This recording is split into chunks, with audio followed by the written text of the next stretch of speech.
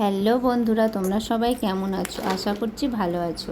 আমরাও ভালো আছি। চলে এসেছি নতুন একটা রেসিপি নিয়ে, তোমাদের সাথে সেটা শেয়ার করছি।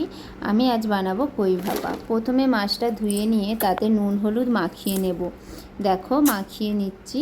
যেহেতু মাছগুলোর সাইজগুলো একটু বড়, তাই আমি দুটো পাত্রে আলাদা করে রাখবো।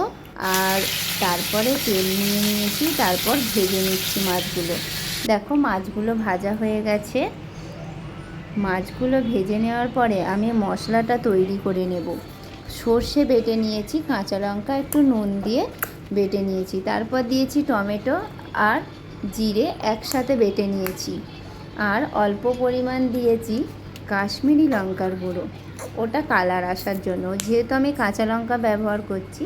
আর অল্প পরিমাণ নুন আর সর্ষের তেল দিয়েছি, যাতে ভালো টেস্ট আসে। সর্ষের তেলটা দিলে তোমরা করে বাড়িতে ট্রাই করে দেখবে, ভালো লাগবে। তারপর আমি মাছগুলোকে একে একে মেখে নেব। একটা একটা মাছ মেখে নেব, কারণ একসঙ্গে সব মাছগুলো মাখতে গেলে ভেঙে যাবে। তার জন্য একটা একটা করে মাছ মেখে নেব।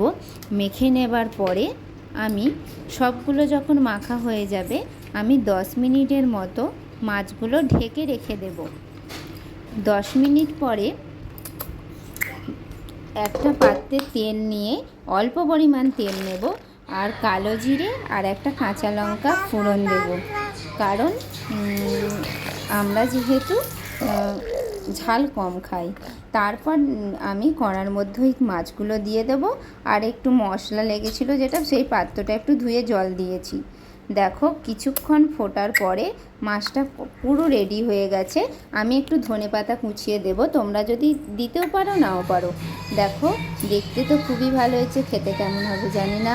তোমাদের কেমন লাগলো অবশ্যই জানাবে। যদি ভালো লাগে সাবস্ক্রাইব করো।